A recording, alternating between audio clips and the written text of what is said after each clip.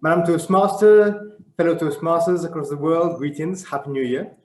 I thought it convenient to start the year with a pitch, a business pitch.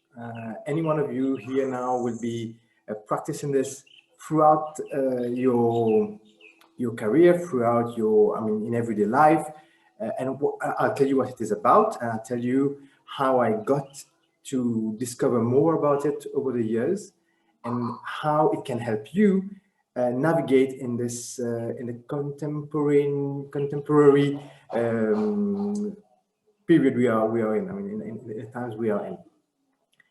Let's begin to rewind a few years ago. About 7-8 years ago, before COVID, I began my business. I began working for myself because I thought it was a sustainable way to handle everyday life, routine, revenue, salary, and so on. I let go of my comfortable office space with the flowing AC and tea being served at snack time for the comfort of my home, the comfort for the home office. And that was 7 years ago. Down the line, when COVID hit Mauritius, my setup was there. I easily transitioned into working from home. But then I found that I had a new challenge to face. It was to pitch myself, to sell the solutions I offer to online through different means, because usually I go face to face and I offer coffee, and I offer lunch and so on. And now I had to do it online, virtually. So what did I learn? Before telling you what I learned, let me just tell you what I solved first of all. What I found what you would be interested to know is that you're going to face online, especially those who have their businesses moved remotely now. You'll be facing something called the virtual world, right? And the virtual world is something which is the front end of it. So you have this, what is nice, the websites, the colors and the pictures and the beautiful videos and so on. Then you have what happens behind the scenes, okay? And basically you have two things which happen behind the scenes. The first aspect of it is making the beautiful picture, or developing, producing that beautiful video, casting the actors, making the script, placing everything, putting a good lighting, the camera is well set up and so on. So this is the logistics behind it. And then there is another aspect of it, which is to handle the data, right? Data means the traffic to your site, the traffic to your Facebook page, to your LinkedIn,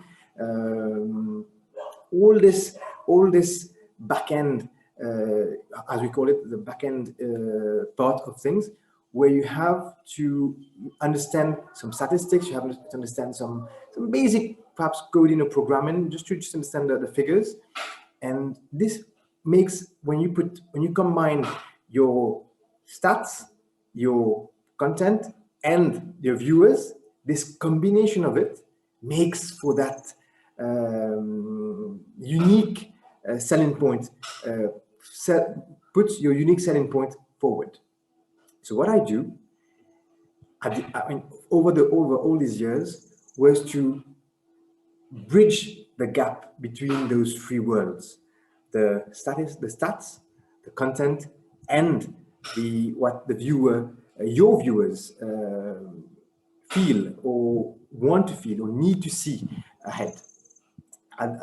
Sometime back, about 2 weeks ago, we had.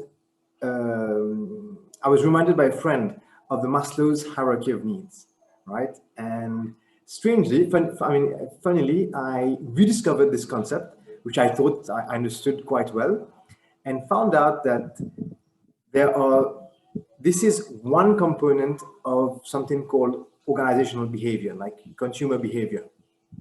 When you master the process of how a customer will purchase your product, why they purchase your product, what need are they fulfilling, then that's the starting point of the journey your consumer will have until his need is satisfied.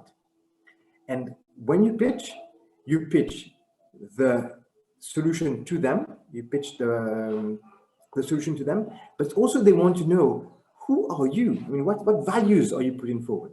So when I put forward the values of sustainability, the values of family work-life balance, when I put forward the incentives to put all the data, all the technology at work for your business, this combined effect makes for something compelling, for something convincing, and at the end of the day, it's how that part of the business and how you interact with the person, like the relational aspect of it, which makes the whole difference. So my friends, the business pitch is something which is very interesting to explore and very good to master. I encourage you to practice it and do not hesitate to draft me to present it in various flavors according to the audience in front of you. So I hope you enjoy your virtual business experience. And for anything you might need, I am here and you can reach out to me. Over to you, Toastmaster of the Day.